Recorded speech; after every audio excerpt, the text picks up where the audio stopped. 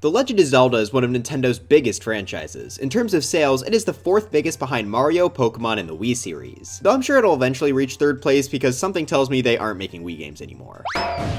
Despite how big of a franchise Zelda is though, a lot of people have found its representation in Smash to be a bit disappointing. It does have 6 characters on the roster, but half of them are Links and one of them is a Captain Falcon semi-clone, but like really bad.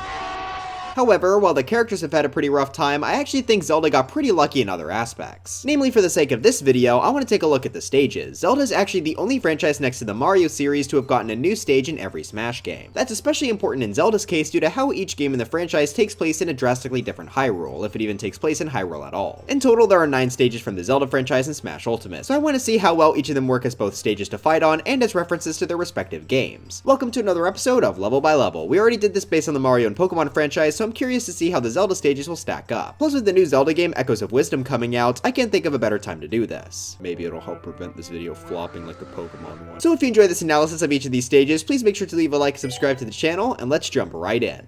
The first stage on our list comes from Smash 64 with Hyrule Castle. I'd say this is one of the series' most iconic stages, and seeing as some variation of Hyrule Castles in a majority of Zelda games, it's a perfect fit for the first stage. Now Smash Ultimate doesn't list a specific game for this stage, but you can't fool me, this is a near one-to-one port of the Ocarina of Time castle. Like, it's honestly kind of scary how close they were able to keep the model of the roof and still make this a very enjoyable stage to fight on. There were a few changes of course, but I think we should look over this layout first to figure out why these things were changed. In my mind, I split this stage up into 3 distinct sections. First up, we have the slant at the left, and I know us competitive players have a panic attack whenever one of those appear.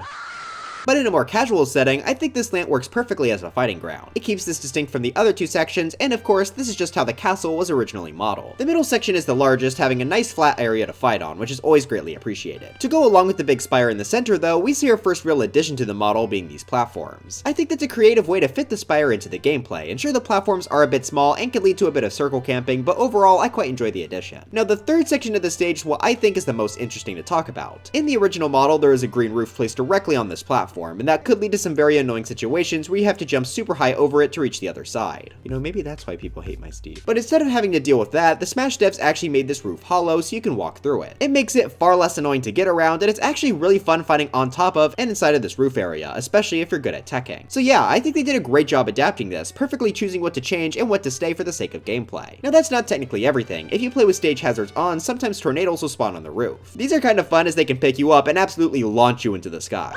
They are a bit of an odd inclusion though, since they don't come from Ocarina of Time, but rather the first Zelda game, but it doesn't hurt to have them since they can always be turned off. So yeah, I think this was a phenomenal start for the Zelda series in Smash. It makes perfect sense to be here, looks great, and plays great. So for this episode's tier list, I'm thinking we're starting with an S tier. I genuinely have no complaints.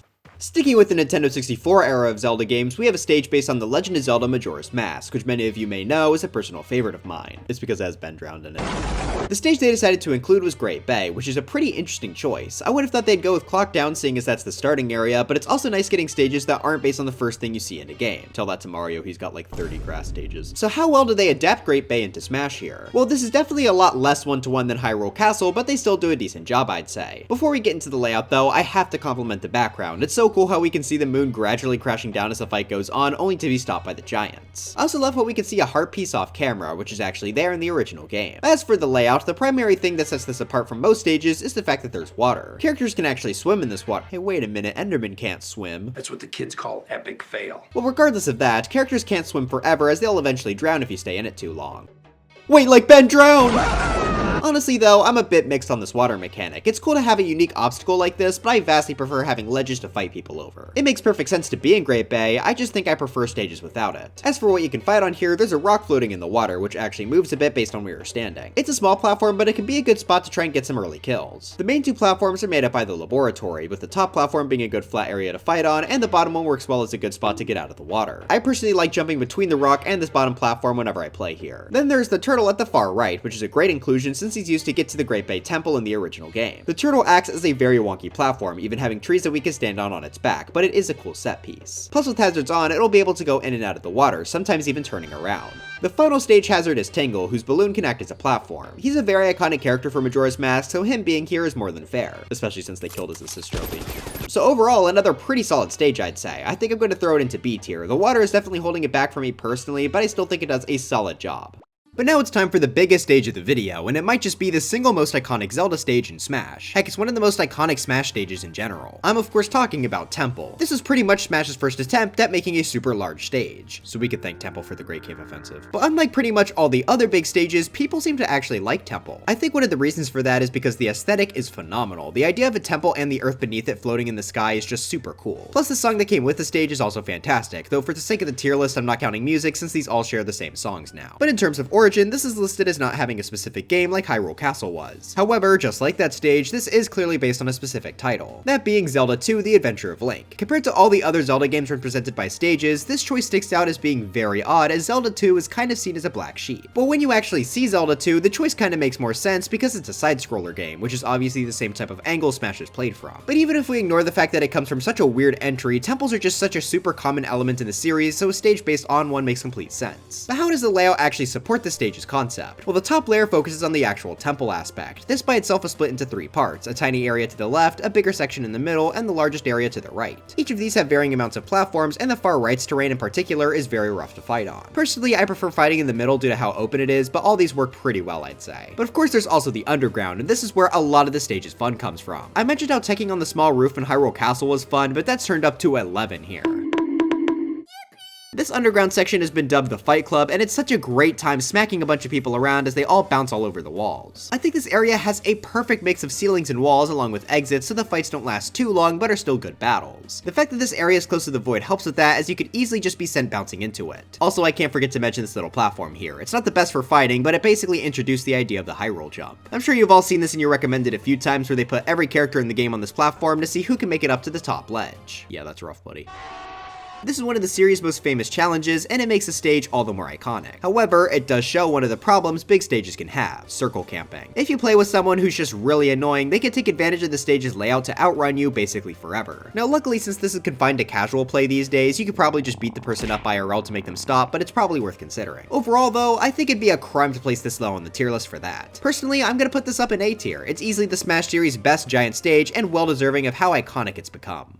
Moving on to Brawl, this is when the Smash team decided to make literally everything based on Twilight Princess. Well, except Toon Link, but even then, they tried to make him realistic. Now, I'll be honest, I haven't gotten a chance to play Twilight Princess yet, so my opinion on this next stage may be a bit inaccurate. But it's literally just a flat platform. So Bridge of Eldin is pretty infamous for being the walk-off stage. It's far from the first, but it easily gets the idea of a walk-off across the most. If you didn't know, a walk-off describes a stage where you could just walk off into the blast zone. These always cause issues because someone could just stand in the blast zone, grab you, and kill you at 0. Most of the time, these stages at least have platforms and stuff too, but Bridge of Eldin is quite literally a flat plane across the entire thing, which makes this one of the most boring stage decisions in the game. Now with hazards on, the bridge can break in the center temporarily, but I still don't find that to be terribly exciting. I know I've said this throughout the video that I like having flat places to fight on, but at this point I'd rather just play on Final Destination. Now with that being said, the stage isn't all bad. Visually, it's got a very distinct style from the other Zelda stages to match with Twilight Princess's more gritty aesthetic. Plus, I'll be honest, me and my brother definitely played on this stage a lot during Smash 4. So despite its absurd simplicity, I'm not gonna give it F because fun still can be had here. I'd much rather play on this stage than stages like Mushroomy Kingdom, Great Cave Offensive, and so on, so I'll let Bridge of Eldin just sneak into C tier.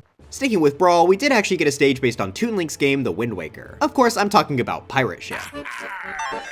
Seeing as Wind Waker was so heavily focused on boat travel, I think this is a perfect choice to represent the game. Now just like in Great Bay earlier, there's water beneath this level. However, I actually think Pirate Ship uses it in a more interesting way. Since the boat is supposed to be moving forward, it can actually run over people in the water.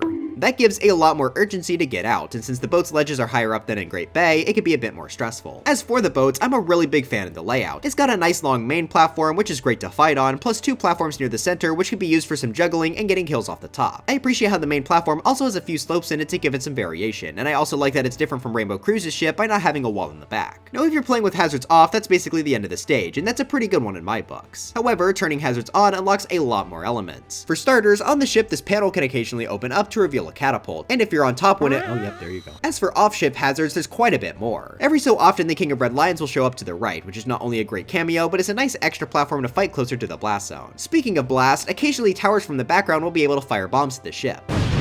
These act as great jump scares and perfectly fit the chaos of a Hazard's battle. As the fight goes on, you may also notice that the stage starts to storm, which not only rocks a pirate ship a bit, but eventually launches it super high into the air. This lets you take a break from the water to kill people off the ledge, and I think that's pretty neat. Plus, having storms is great as they're also a big part of the actual Wind Waker game. The final hazard is that the ship can occasionally crash into a giant rock. This dramatically changes the angle of the pirate ship, so it makes the fight completely different for a few seconds. Overall, I love the variety in these hazards. While I still prefer to play with them off, I think they do a great job showing off a lot of the things that can be found across the Wind Waker's Great Sea. So for that, I think this stage is one of the best in terms of referencing its source material and feeling of the original game. So I think it deserves to be a super high A tier. Not quite S since I'm still not personally a water guy, but this is still undeniably a great stage.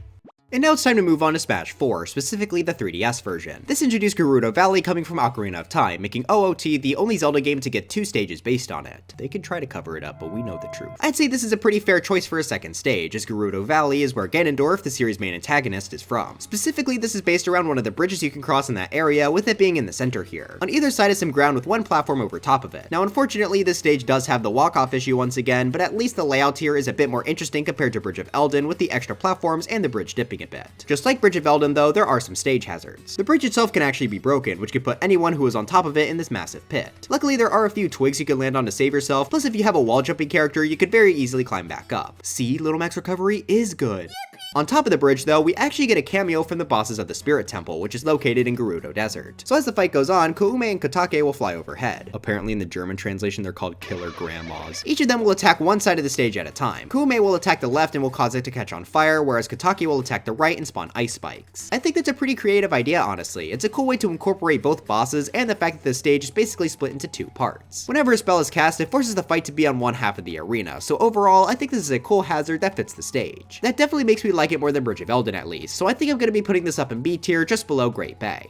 But now we have probably the most unique stage of the Zelda selection. This is the only other stage to be based on a 2D game right next to Temple, but instead of being an iconic one like A Link to the Past, we got one based on Spirit Tracks. This is again another one I've never played, all I know is that Zelda dies. No, I'm not giving a spoiler warning, she's literally a ghost on the cover.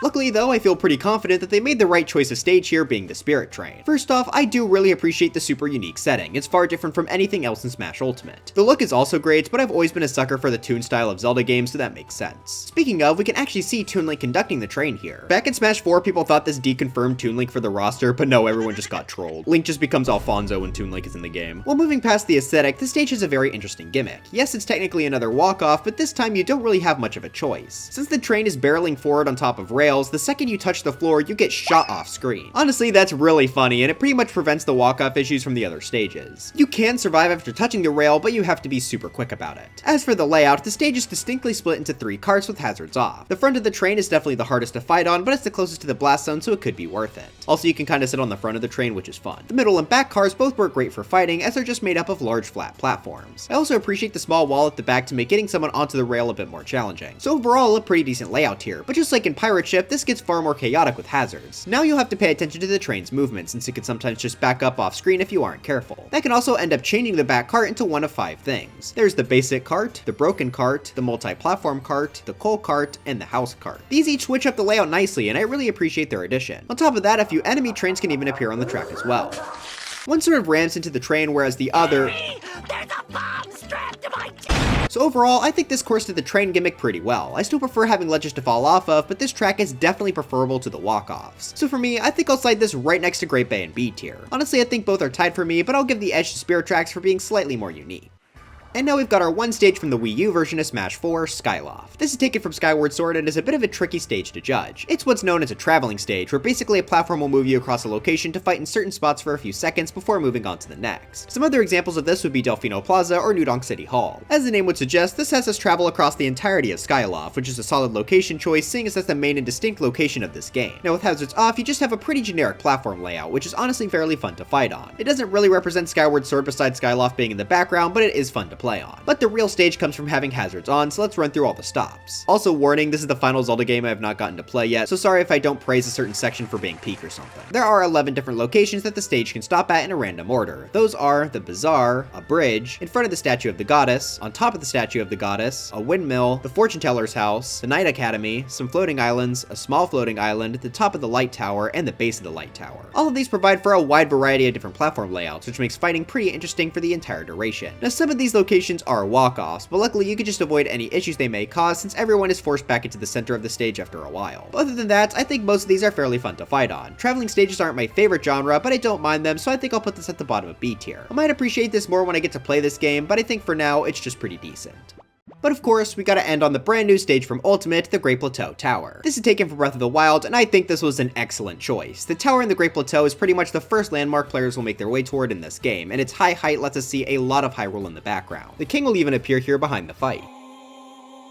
Now the layout itself is actually one of the most simple of the bunch. It's basically just a flat plane with a fairly big ceiling in the center. Now this can be kind of annoying to get around, but it does make it more unique than just having a perfectly flat stage. Honestly, I'd say this stage actually gets more fun competitively with hazards on, since you can now break this roof section to reveal a platform. The roof will reform after some time, but it's still really nice to break it away for a little bit. And that's pretty much all there is to say on this. I know it was incredibly quick, but this is just a simple and solid stage. I have absolutely no complaints beside the roof being somewhat annoying to navigate around, so I think it's fair to put this up in A tier. It's a perfect choice for Breath of the Wild and is fairly fun.